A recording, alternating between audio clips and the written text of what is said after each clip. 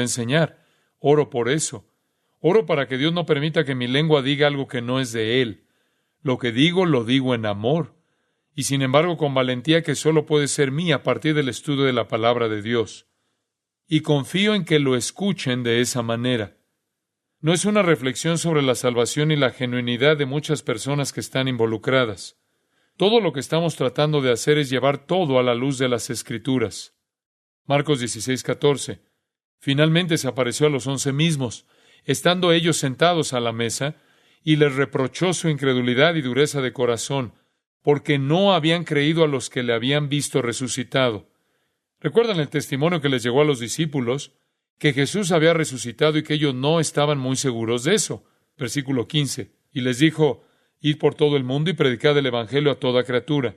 El que creyere y fuere bautizado será salvo, mas el que no creyere será condenado.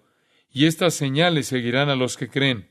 Les dice a los 11 que en su mensaje, para confirmar la fe de los que creen, habrá ciertas señales. Y aquí creo que está hablando directamente acerca de los 11.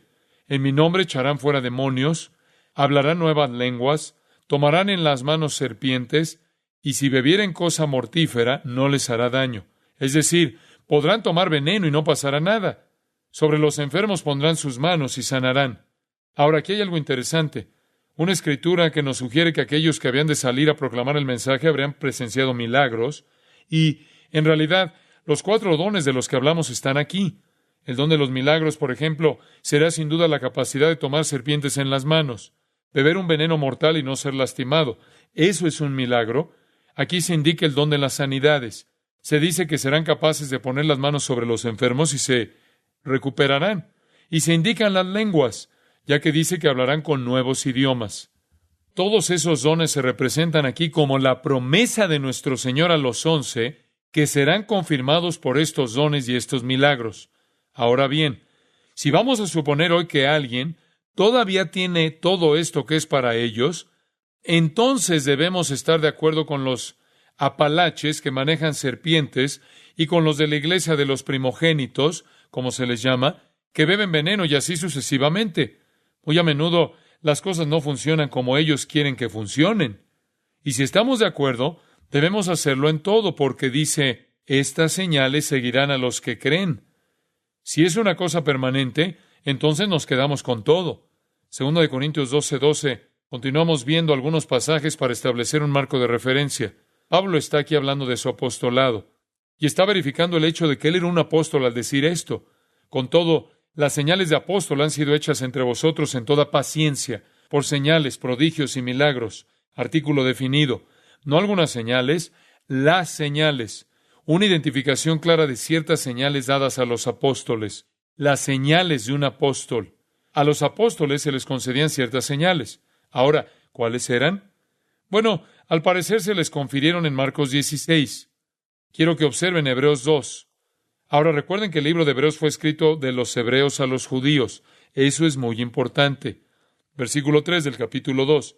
¿Cómo escaparemos nosotros si descuidamos una salvación tan grande, la cual, habiendo sido anunciada primeramente por el Señor, por supuesto, ellos no lo oyeron de Él, pero nos fue confirmada por los que oyeron? El Señor lo confirmó, lo que significa hacer creíble o hacer finalmente realidad. Lo que se afirmó, se aseguró, se hizo verosímil. ¿Cómo? Versículo 4. Dios, con señales y prodigios y diversos milagros y repartimientos del Espíritu Santo. Ahora bien, estos ciertos dones del Espíritu Santo eran para confirmar la palabra en la audiencia de estos judíos. Eso es exactamente lo que el pasaje dice. Estas palabras fueron confirmadas a nosotros. Se predicó.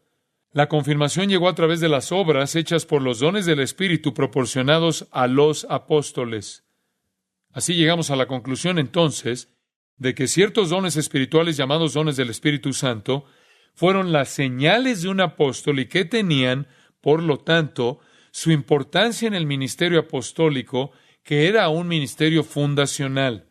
Y en la primera iglesia, cuando había miles de voces dando todo tipo de mensajes, Dios confirmó la autenticidad con estos dones especiales concedidos a los apóstoles para confirmar a los que los oyeron. Benjamin Warfield, un erudito bíblico, dijo esto, y cito: Estos dones milagrosos fueron parte de las credenciales de los apóstoles como agentes autorizados de Dios en la fundación de la Iglesia. Su función, por lo tanto, limitada distintivamente a la Iglesia apostólica y necesariamente acabaron con ella. Fin de la cita. Si creemos que Efesios 2:20 dice que los apóstoles y los profetas eran la base, entonces las señales de apóstol terminaron cuando terminaron los apóstoles. Y si las señales de los apóstoles eran dones del Espíritu Santo para confirmar, entonces podemos unir todo y podemos ver que a medida que los apóstoles salieron de la escena, también lo hicieron los dones del Espíritu dados a ellos como señales de confirmación. Concluyeron con ellos. Algunos pasajes de Hechos específicamente asignan y asocian estos dones con los apóstoles. Hechos 14:3, solo para darles una idea, dice, por tanto, se detuvieron allí, Pablo y Bernabé en Iconio, mucho tiempo, hablando con denuedo, confiados en el Señor, el cual daba testimonio a la palabra de su gracia, concediendo que se hiciesen por las manos de ellos señales y prodigios. He aquí un ejemplo de cómo Dios usó estos dones. Ellos predicaban, y su predicación se confirmaría como divina porque hacían milagros. Yo no creo que la iglesia de hoy necesite este tipo de confirmación. La iglesia de hoy no necesita confirmación. Si 3 personas llegan a la ciudad y tienen un mensaje diferente, puedo decir inmediatamente quién es de Dios. Y la pauta no es quién hace milagros. ¿Cuál es la pauta? ¿Cuál es la norma o el estándar? La Biblia.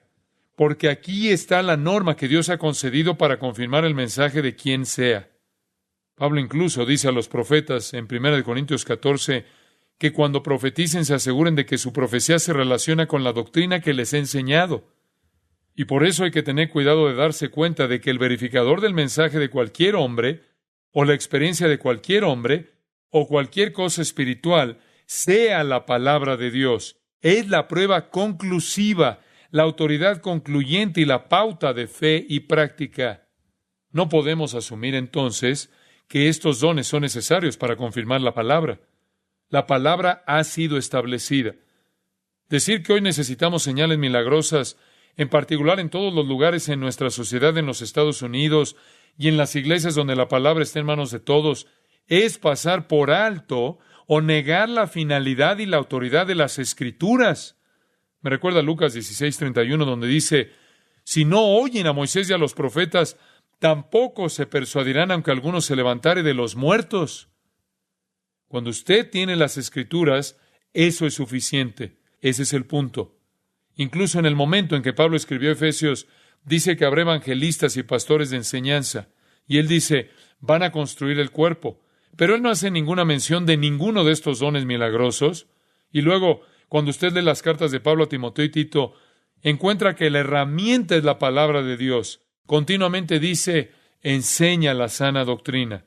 Ahora bien, si en realidad estos dones que confirman existieran hoy en día, como algunos dicen, entonces acompañarían a grandes maestros de la Biblia o acompañarían a personas que están dando el Evangelio en tierras donde no hay Biblias para confirmar su mensaje, pero no acompañarían a grupos de cristianos que tienen las Escrituras en sus manos.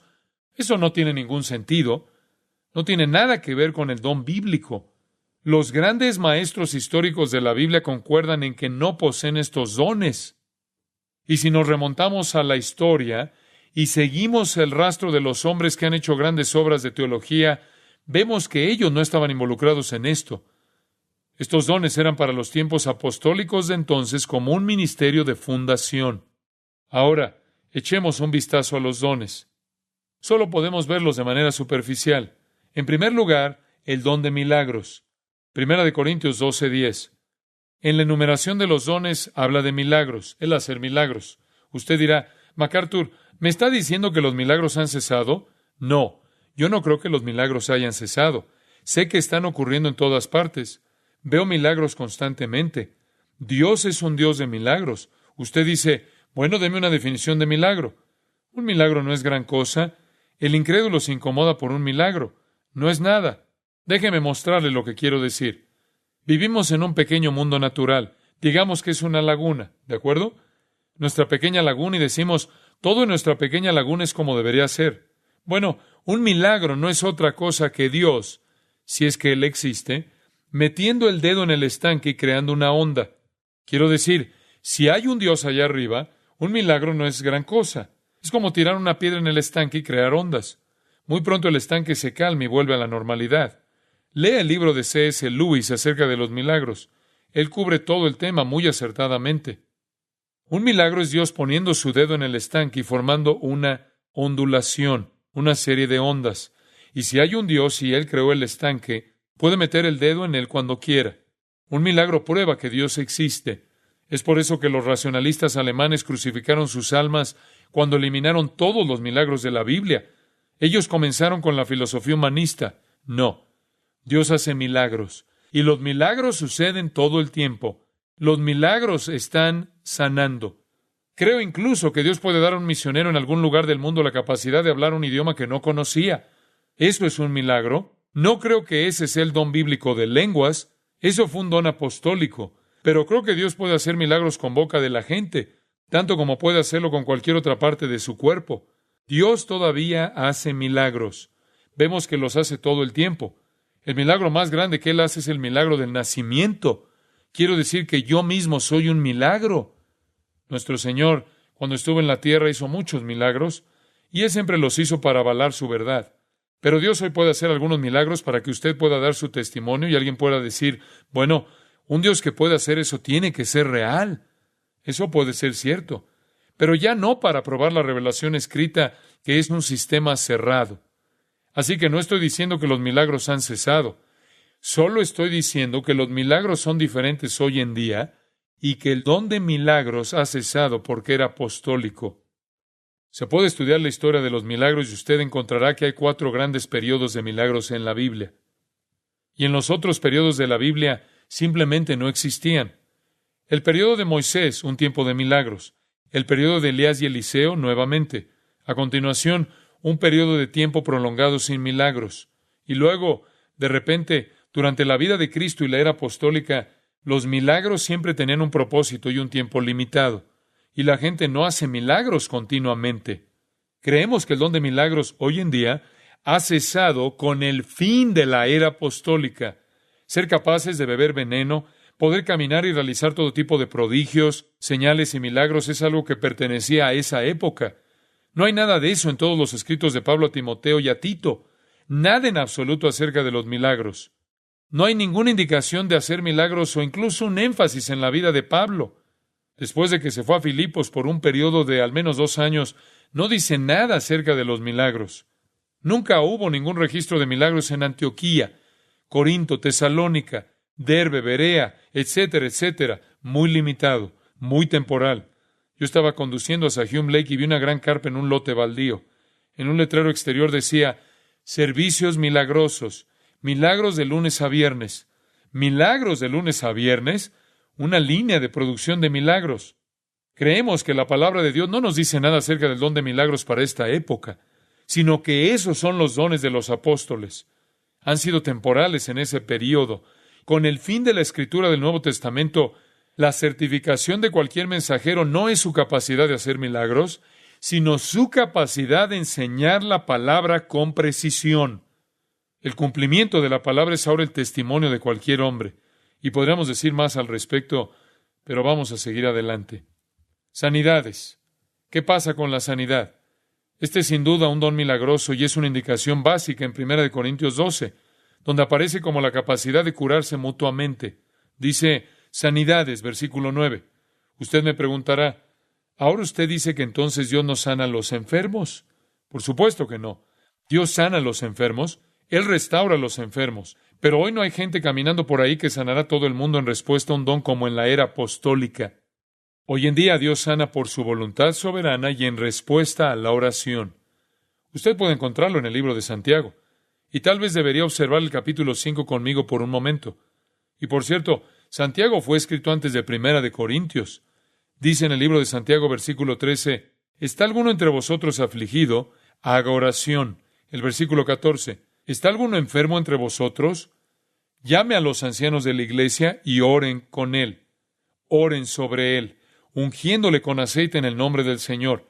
Y la oración de fe salvará al enfermo. Eso es lo que dice. Dios lo levantará. Incluso en Santiago, que puede ser el primer libro en el Nuevo Testamento en términos cronológicos, tal vez el más antiguo.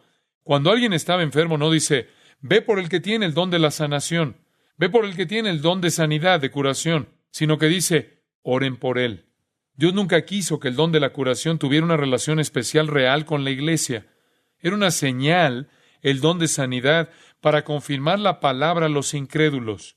Y usted puede estudiar a Jesucristo y encontrará que a quienes sanó eran incrédulos.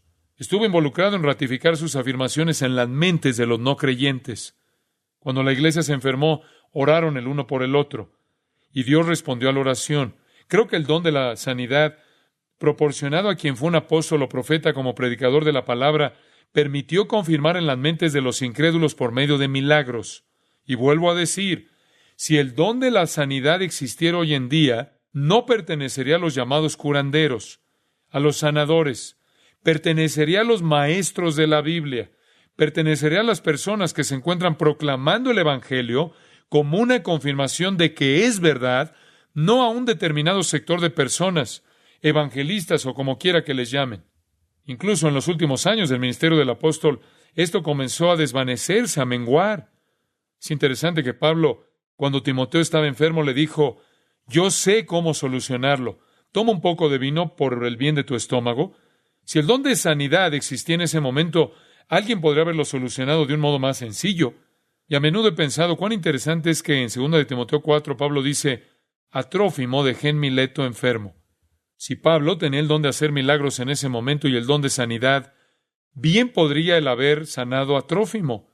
Pero no parece haber ningún caso en el Nuevo Testamento donde ese don se ejerce en un creyente o se ejerza a un creyente. Sin embargo, en toda esta sanidad que está aconteciendo hoy en día, son todas estas personas que históricamente han estado en la iglesia haciendo estas largas filas para ser sanadas. Eso no sigue el patrón bíblico. Estaba pensando en el testimonio de Marjoe Gortner. No sé si han oído de eso, pero él finalmente contó todo. Él fue quien se supone que a los 4 años de edad tenía el don de sanidad, y sus padres lo pusieron en el escenario y comenzó un ministerio de sanidad y demás. Algo interesante. Yo estaba con mi papá y nos quedamos sentados hablando de esto. Yo debería ir a ver esa película. Acaban de hacer una sobre él. Me llamaron por teléfono cuando estaban haciéndola, me dijo mi padre. Y me preguntaron si podían utilizar un comunicado de prensa y una entrevista que hice cuando él tenía tan solo 4 años de edad. Y vinieron a mi iglesia y me preguntaron cuál era mi opinión. Y él dijo, y yo les di mi opinión.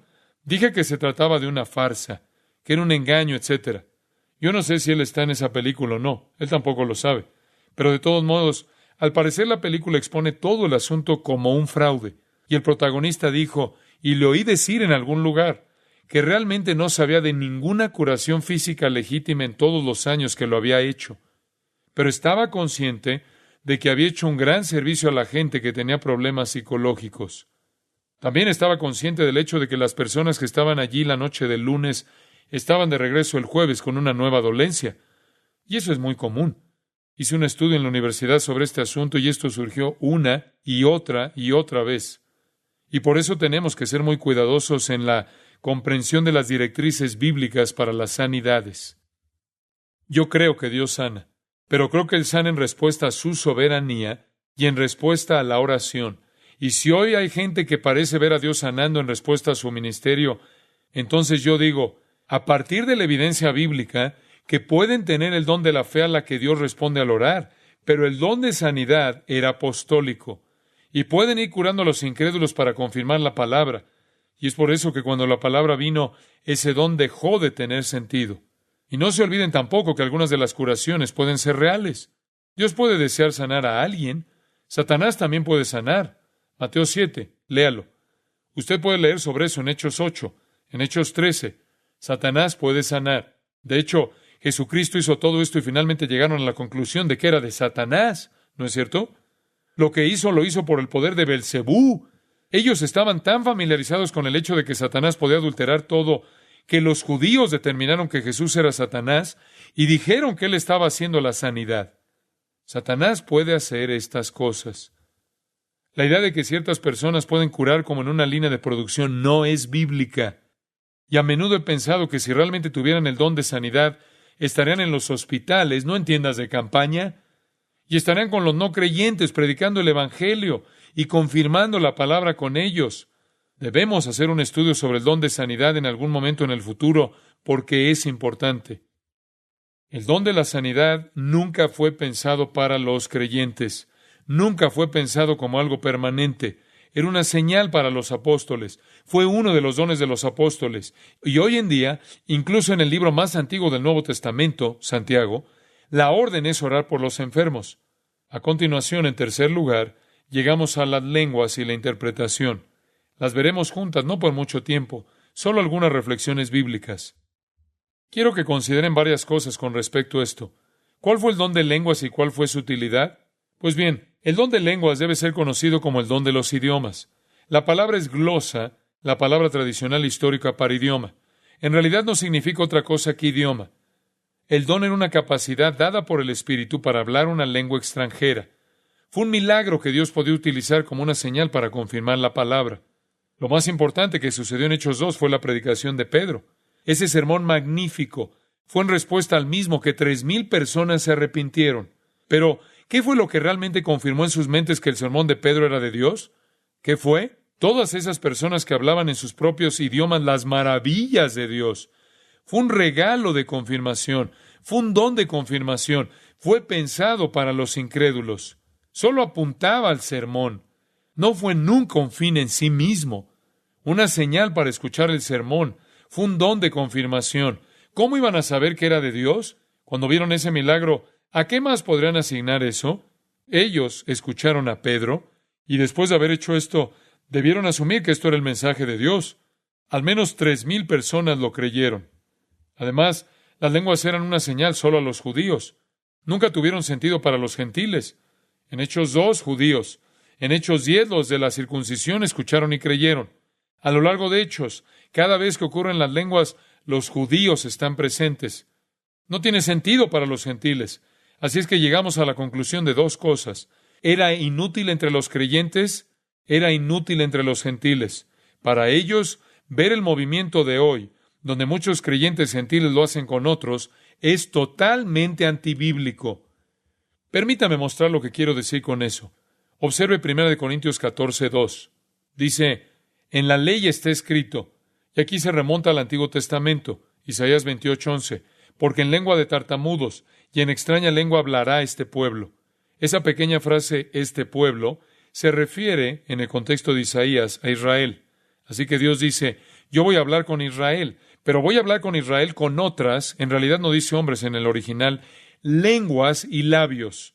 Simplemente dice, porque en lengua de tartamudos y en extraña lengua hablará este pueblo.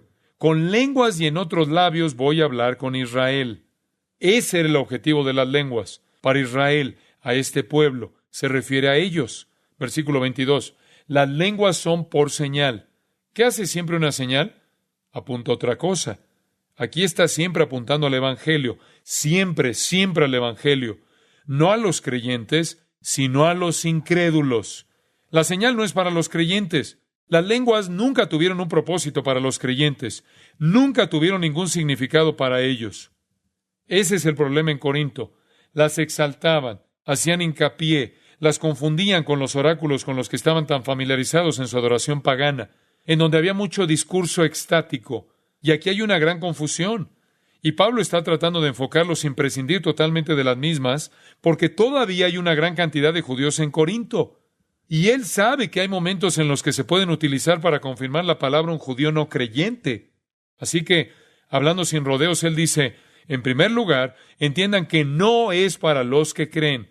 Y sin embargo, en este movimiento hoy en día, todo lo que se escucha es que usted no es un cristiano en toda su capacidad hasta que lo haga.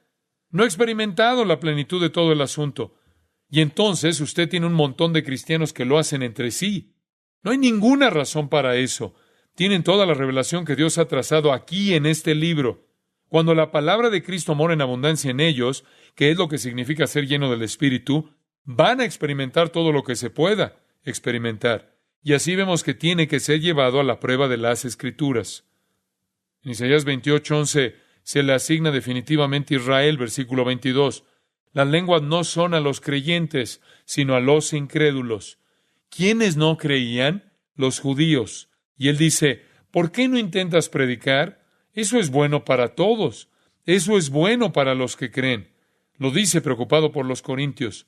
No necesitan experiencias, necesitan doctrina. Ese era su problema. Observen el versículo 23. Esto es confuso si usted no lo entiende. Si pues toda la iglesia se reúne en un solo lugar. Esto es lo que estaba pasando en Corinto. Toda la iglesia, los cristianos en el único lugar y todos hablando en lenguas. Y todos están hablando en todos los idiomas. Y tal vez la mayoría de ellos no eran lenguas, sino solo un poco de balbuceo. Hablaremos de eso en un minuto. Si entran indoctos o incrédulos, ¿no dirán que estáis locos? Usted dirá que no tiene sentido. En el versículo 22 dice, las lenguas son por señal a los que no creen. En el versículo 23 dice que si entran los incrédulos, pensarán que estás loco si lo haces. Usted se pregunta, ¿cuál es la diferencia? La diferencia es la siguiente. Son una señal para los judíos que no creen. Corinto no era una ciudad judía. ¿Qué era? Era una ciudad de gentiles, de griegos. Y el problema es que los gentiles llegaban y no podían entender qué estaba pasando. Ellos tenían que estar expuestos a un fenómeno que Dios nunca tuvo la intención que fuera para un gentil. Eso es lo que Pablo tiene que estar diciendo aquí. Vienen a su asamblea y todos ustedes están haciendo eso. Le voy a dar un ejemplo. Tengo un vecino gentil que vive al lado y hemos estado tratando de compartir a Cristo con esta señora y su marido. Mi mujer ha compartido con ella. Yo compartí con ella. Fui a visitarla al hospital. Ella tuvo un grave ataque al corazón, lloré con ella, le expliqué el Evangelio y demás. Y hemos pasado por esto tratando realmente de llevarlos a Cristo. Y tienen un trasfondo muy difícil, un trasfondo religioso, que siempre es el más difícil porque son gente muy religiosa, muy buenas personas. Y hemos estado trabajando, orando y compartiendo información, dándoles material y todo lo que se puede hacer.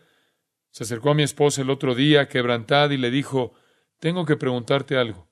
Ella dijo, una señora vino y me llevó a una reunión. Esa gente estaba loca.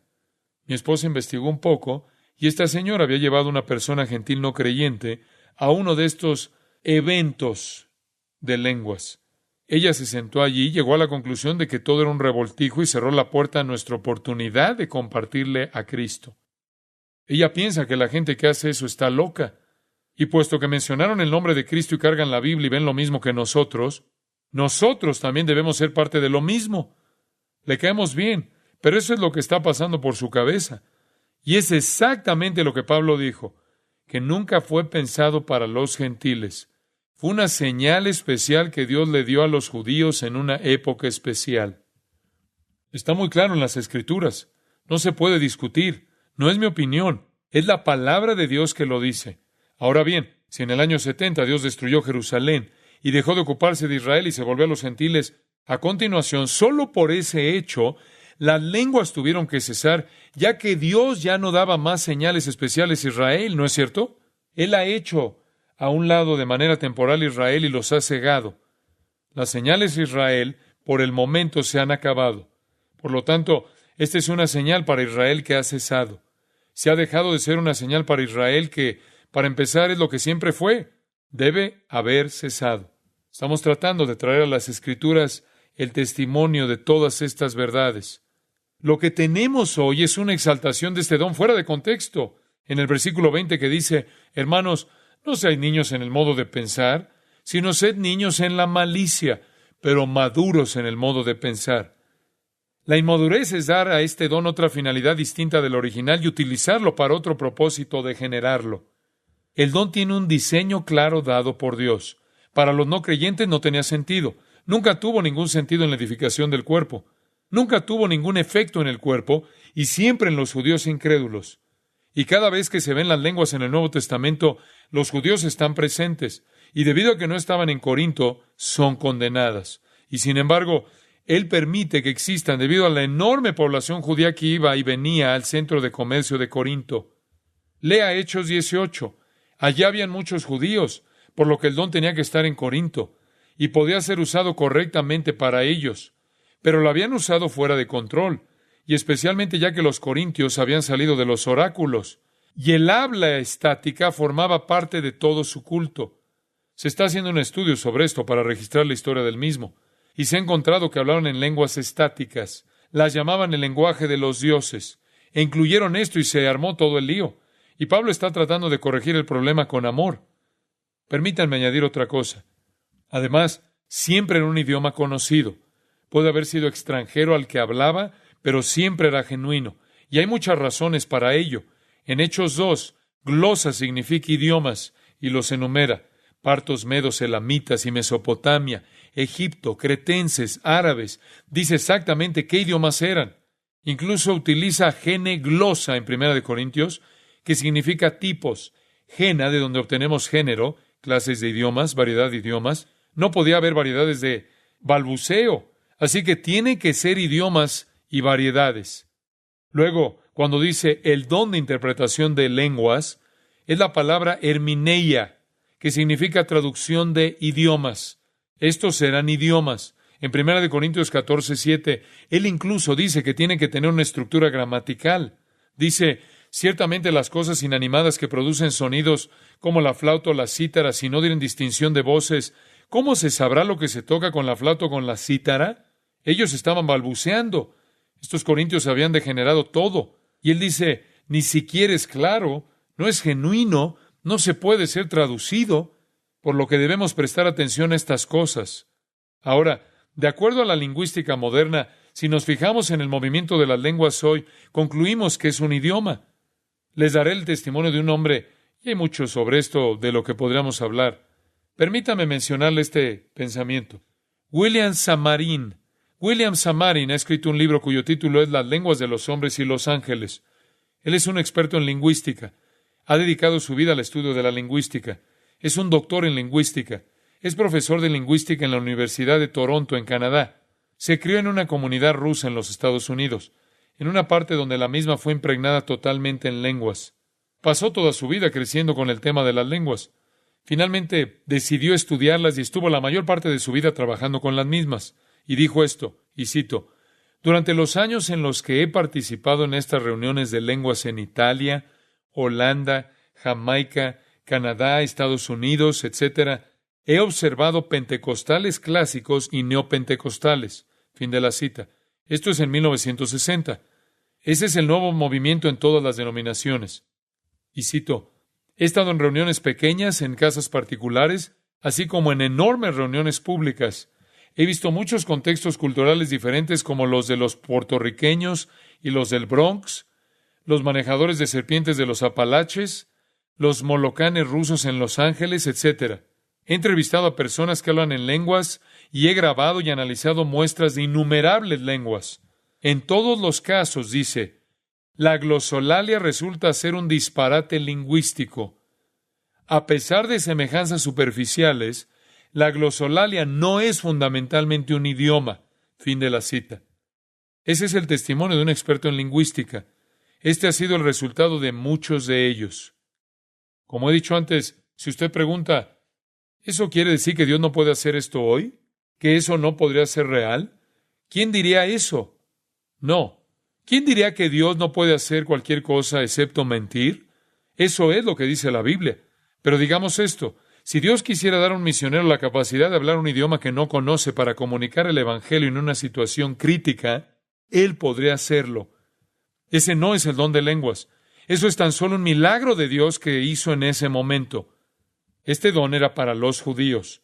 Siempre era un idioma conocido. No era tanto para hablar del Evangelio, sino para mostrar un acto sobrenatural divino para que escucharan el Evangelio cuando se les anunciara.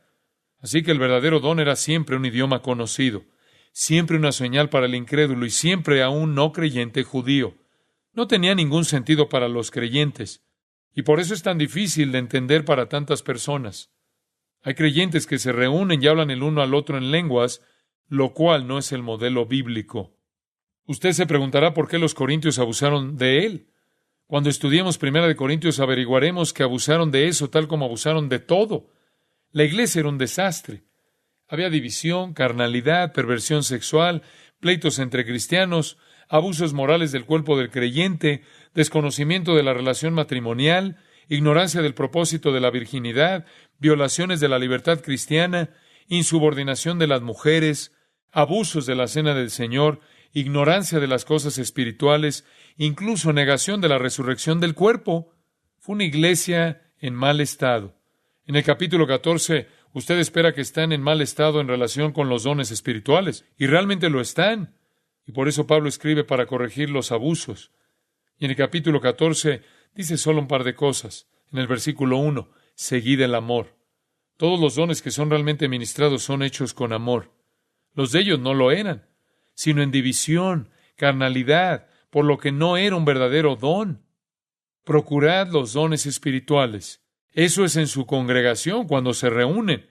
Desead que Dios os ministre a través de los dones, pero sobre todo que profeticéis. Y define ese don en el versículo 3 como hablar para edificación, exhortación y consolación.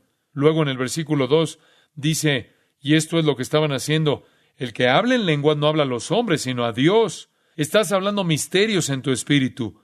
¿Por qué no haces algo de lo que todos podamos beneficiarnos?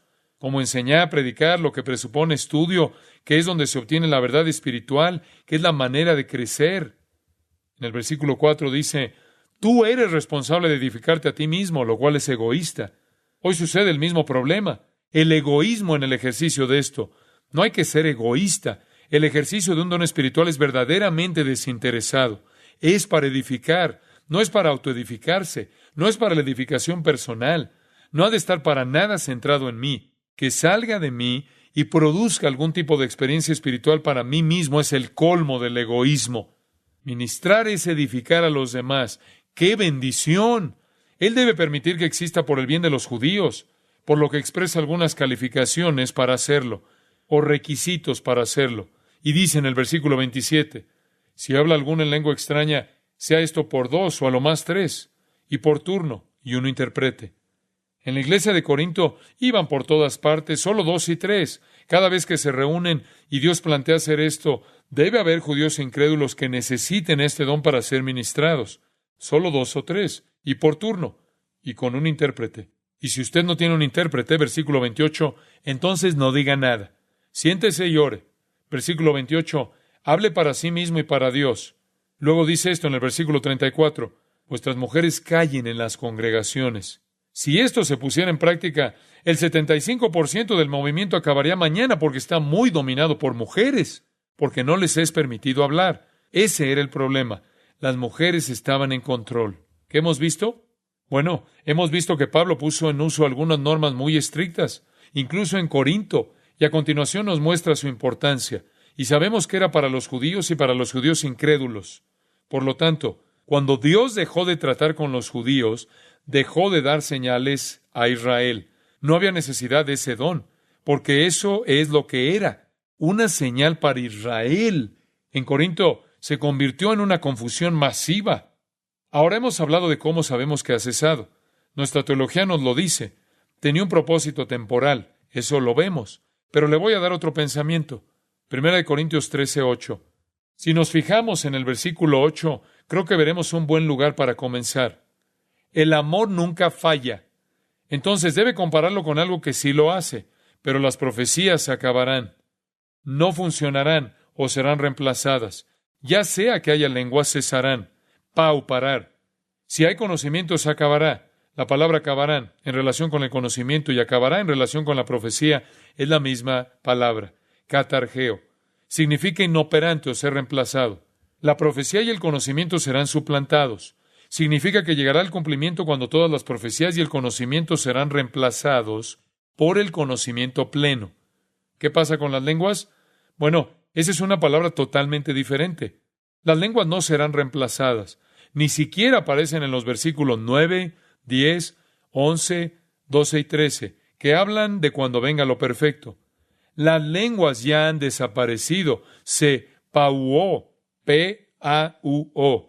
La palabra en voz activa significa hacer cesar. En la voz pasiva significa cesar por sí misma. Las lenguas cesarán. Observen esto, es interesante. Dice, las lenguas cesarán por sí mismas. El conocimiento será inservible. La profecía será inoperante. Y luego continúa hablando de las dos en el versículo 9. Porque en parte conocemos y en parte profetizamos. Las lenguas ya se han acabado. Él continúa hablando de lo perfecto que está por venir. Luego pasa a hablar de la profecía y el conocimiento, pero no más de las lenguas. Ahora bien, si entendemos que fue un don para los judíos, Podemos suponer que se detuvieron al menos por el año 70, ¿verdad? Cuando Jerusalén fue destruida y Dios comenzó a trabajar con los gentiles. Y ya que nos fijamos en la palabra griega cuidadosamente, Pablo escogió una palabra muy clara. Podríamos traducirla en el sentido coloquial. Las lenguas se desvanecerán por sí mismas. Eso es lo que significa. Simplemente pararán por sí mismas. ¿Ven la diferencia? Utiliza un verbo diferente, una voz diferente y un tiempo verbal diferente. Debe querer decir algo diferente. Usted dice, ¿cuándo se desvanecieron? Bueno, como he dicho, la indicación del año 70 será un buen punto de partida. Escuche lo que dice Jorge Dollard del Seminario de Dallas, y cito: unos 35 años atrás, un distinguido educador americano, el doctor George Cutton de la Universidad Colgate, examinó detenidamente todas las instancias históricas del hablar en lenguas. Después de la investigación, la conclusión de Cutton fue que en la iglesia antigua, la iglesia de los padres, no había ni un ejemplo bien documentado de una persona que practicara el hablar en lenguas o que incluso pretendiera hacerlo. Fin de la cita. En la primera iglesia, la iglesia de los padres de los primeros siglos, no había ni siquiera una instancia bien demostrada de alguien que ejerciera las lenguas. Al parecer, se detuvieron históricamente por sí mismas, como Pablo dijo que lo harían. La voz de la historia de la iglesia está, pues, también en contra del movimiento moderno y lo etiquetaría como antihistórico. Cleon Rogers dice esto, y cito: después de examinar el testimonio de los primeros líderes cristianos, y pasó mucho tiempo y dedicó mucho estudio como historiador en esto, él dice: su ministerio representa prácticamente todas las áreas del Imperio Romano, del año 100 al 400, y parece que los dones milagrosos del primer siglo se extinguieron. Ellos no se pueden encontrar en los primeros 400 años de la iglesia. Fin de la cita. Ahora usted puede decir, bueno, sí había Esteban Montano y Tertuliano en la iglesia primera, y tiene razón, pero Montano era un hereje que fue calificado como poseído por el demonio y afirmó que Dios solo habló a través de él, y que él era aquel en quien el Espíritu Santo moraba, y solo él. Este hombre tenía un problema, y Tertuliano era su discípulo. Pues bien, durante la Edad Media había algunos católicos que hablaban en lenguas. Los Shakers fueron la primera secta moderna de Estados Unidos. Ellos eran célibes, eran comunistas, y su líder era la madre Ann Lee, quien dijo que la segunda venida se cumplió en ella. El séptimo artículo de la fe en el mormonismo aboga las lenguas. Es una parte del mormonismo. El movimiento moderno nació en una reunión en Azusa, California, en 1914. Ahora, escuchen esto. Si las lenguas cesaron históricamente alrededor del año 70 o al final del siglo I, y luego durante 1800 años no existieron, ¿qué está pasando hoy en día para que creamos que es real? Me refiero a que, ¿acaso el Espíritu de Dios ha quitado ese don estratégico de la iglesia durante 1800 años? No hay nada en la Biblia que diga que será otorgado nuevamente. ¿Dónde ha estado por 1800 años si se trata de una parte integral de la vida de la iglesia? ¿El Espíritu de Dios ha cometido un error grave? No lo creo. Creo que tenemos que colocar lo que está pasando hoy a la luz de las Escrituras. Usted dice, bueno, ¿qué está pasando? ¿Qué es entonces? Bueno, hay tantas explicaciones. Quiero ser preciso solo en el sentido de la evaluación. Algunas personas son muy sinceras, genuinas y están deseosas de esto y no deseo desalentarlas. En primer lugar, algunos son simplemente falsos, una falacia. Nunca olvidaré una vez que estaba predicando, y una señora se puso de pie y comenzó a hablar en lenguas en medio de mi mensaje. Y yo era un joven en el seminario y realmente me resultaba difícil saber qué hacer, así que solo me limité a decir, yo realmente creo que el Señor hará que hablemos de uno en uno a la vez, ya que la profecía es el don mayor. ¿Por qué no se siente y lo hace más tarde? Eso es lo mejor que se me ocurrió en ese momento. Realmente no sabía cómo manejar la situación, pero el punto es que ella terminó y se sentó. Simplemente se sentó. Si era del Espíritu, dudo muy seriamente que hubiera ido y venido tan fácilmente. Samarin en su libro dijo, y cito, hablar balbuceo es un juego de niños, fin de la cita. Y si usted lee lo poco que Easton escribió sobre cómo hablar en lenguas, y es uno de los principales líderes del movimiento, continúe diciendo, dice él, y cito, va, una y otra vez lo más rápido que pueda, fin de la cita. Y Pablo dice que cuando era un niño hablaba como un niño, cuando fue hombre dejó lo que era de niño. Dios no quiere que hablemos como un bebé. Él dice, voy a orar con mi espíritu, pero también oraré con mi entendimiento. No le hable a Dios con ese tipo de palabras. A Dios no le interesa oír eso, así que creo que algunas personas están tan deseosas de algo experimental y debido a la presión de su grupo de pares, simplemente hacen algo porque se está haciendo. Y son buenos en ello. Creo inclusive que algo tiene que ser psicológico. Cuando uno se detiene a considerar que es una cosa que hacen muchos grupos y que históricamente no tiene absolutamente nada que ver con el cristianismo, puede ser catalogado como un fenómeno psicológico. La gente se provoca un estado autoinducido de hipnosis, etcétera, etcétera. Gran parte de ello es psicológico. Creo que algo de eso es satánico. Y créanme cuando les digo que he tenido encuentros personales con demonios vocalizando a través de un individuo. No voy a entrar en detalles. Es cierto. Isaías 8 dice en el versículo 19, y si os dijeren, preguntad a los encantadores y a los adivinos que susurran hablando, responded, ¿no consultará el pueblo a su Dios? ¿Consultará a los muertos por los vivos? Israel estaba buscando algún tipo de experiencia sobrenatural. Lo consiguieron. Tienen algunos demonios que susurran y murmuran. En la Septuaginta, la palabra griega egastrimutos se traduce ventrílocuo. Ventrílocuo. Los demonios pueden serlo. Hay demonios ventrílocuos. Esa es la designación de ese texto. Ventrílocuo. Leí que alguien acababa de tener una conversación con el Dr. Pike. Nadie tuvo una conversación con el Dr. Pike. Lo que tuvo fue una conversación con un demonio que suplantó al Dr. Pike. Y pueden hablar y decir lo que quieran decir. El hecho de que suceda no significa que sea cierto. Usted debe colocar su experiencia a la luz de las Escrituras. Un autor dijo, y cito, usted simplemente haga silencio, guarde silencio, resuelva no hablar una palabra de un idioma que haya aprendido, sus pensamientos centrados en Cristo, y simplemente alce su voz y hable con confianza que el Señor tomará el sonido y le dará forma del lenguaje. Fin de la cita. ¿Qué es eso? ¿Eso no es hablar a Dios con su entendimiento? Pablo dice, voy a orar con mi entendimiento, voy a cantar con mi entendimiento. Usted preguntará por qué la gente busca esto. ¿Por qué lo hacen? Le voy a dar 4 razones. Una, hay una desviación sistemática de la interpretación de la Biblia. Ellos no saben dónde corresponde cada cosa en el plan de Dios. Hablé con un hombre que tenía problemas con esto, y no estaba en este movimiento, pero yo sabía que lo iba a estar pronto porque no podía entender la segunda venida y no comprendía la diferencia entre Israel y la Iglesia. Él confundía el antiguo pacto con el nuevo pacto. Se graduó de un seminario en este tema y realmente no tenía una teología definida en absoluto. Él solo se desplazaba por toda la Biblia, todo era un gran revoltijo espiritualizado. Era realmente un alma frustrada. Pero una vez, por fin dijo, he decidido aplicar simplemente todo a todo el mundo. Le dije, bueno, ¿a qué hora son tus sacrificios? No se puede aplicar todo a todo mundo. Eso no funciona. Dios opera en diferentes momentos y de diferentes maneras de acuerdo con su propio diseño por razones específicas. Y cuando la gente no entiende la interpretación sistemática de la Biblia, cuando no entienden qué va en cada categoría teológicamente, a continuación se encuentran con todo tipo de problemas. Debe haber una interpretación bíblica sistemática, y si no se les enseña eso, entonces caen víctimas de esto. En segundo lugar, creo que otra razón por la que la gente cae en esto es porque están hambrientos de la palabra de Dios y la experiencia sobrenatural. Y esto es cierto. Mi corazón está con esta gente. Mi corazón anhela enseñarles la palabra de Dios porque ahí está todo. Cuando la palabra de Cristo mora en ustedes en abundancia, todo es de ustedes, ¿no es cierto? Y estas personas no tienen eso. Y se mueren de hambre por la palabra de Dios. Se mueren de hambre porque algo real, algo divino pasa en sus vidas. Y se aferran a lo que puedan. Y las personas que están adelante de ellos les deberían estar enseñando, pero no lo están. Tercero, creo que mucha gente quiere mejoría física y experiencia emocional porque tiene falta de fe. En realidad no creen. Y tienen que estar continuamente mostrándose. Su fe es tan débil. Eso es duda en busca de pruebas.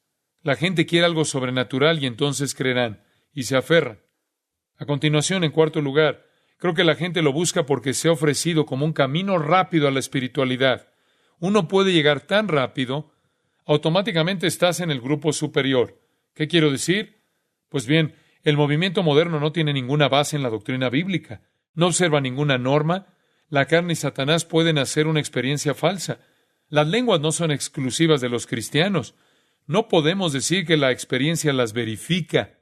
¿Sabe usted que hay informes de biblos en la costa de Fenicia que dicen que en el año 11 antes de Cristo las lenguas sucedían allí? Hablaban lenguas estáticas. Del 429 al 347, los diálogos de Platón hablan de ello. Del 7 al 19 antes de Cristo, Virgilio describe en la Eneida los aumentos de civiles en idiomas estáticos en la isla de Delos. Crisóstomo registra que lo hicieron las pitonisas de Delfo. Las religiones misteriosas, los cultos griegos o romanos, todos están involucrados en esto. Esto es antiguo. Hoy en día, los derviches de Persia pronuncian el nombre de Alá y se sacuden de forma violenta en trances y discursos estáticos. Los esquimales de Groenlandia participan de esto. Sus servicios religiosos son dirigidos por un curandero sacerdote, y hay baile, desnudez y todo tipo de cosas orgiásticas. Y en medio de todo esto, se habla en estas lenguas que no son idiomas. Freuchen, en Aventuras en el Ártico, dijo esto, y cito, de repente uno de los hombres se volvió loco, incapaz de controlar el ritmo regular del servicio. Saltaba gritando como un cuervo y aullando como un lobo en éxtasis. Él y la chica comenzaron a gritar en un idioma que yo no podía entender. Si el hablar en lenguas existe, lo escuché entonces. Fin de la cita. No está necesariamente limitado al cristianismo. Los monjes tibetanos lo hacen. De hecho, grabaron algunos de ellos. Algunos de ellos hablan inglés y no tienen ni la más remota idea acerca de ese idioma. Otros articulan en inglés grandes obras de Shakespeare. Algunos de ellos incluso han citado a Freud en alemán, actividades diabólicas. Debemos llevar todo a la luz de las Escrituras. Y el peligro del movimiento moderno es que confunde la doctrina del bautismo del Espíritu. Subordinan frecuentemente a Cristo al Espíritu Santo. Crean dos niveles de cristianos, los que tienen y los que no tienen, grupo superior e inferior, y crean una unidad falsa. Como ya saben, la Biblia predice en Apocalipsis 17 que habrá una iglesia mundial. Me preguntaba cómo iba a pasar, cuando todo el mundo tiene su propia teología. Pero hoy sucede algo que, por primera vez en la historia, fragmenta todas las líneas denominacionales. 30,000 católicos están ahora involucrados en el movimiento carismático. De 8 a 14 millones de personas están involucradas en esto. Traspasa todas las líneas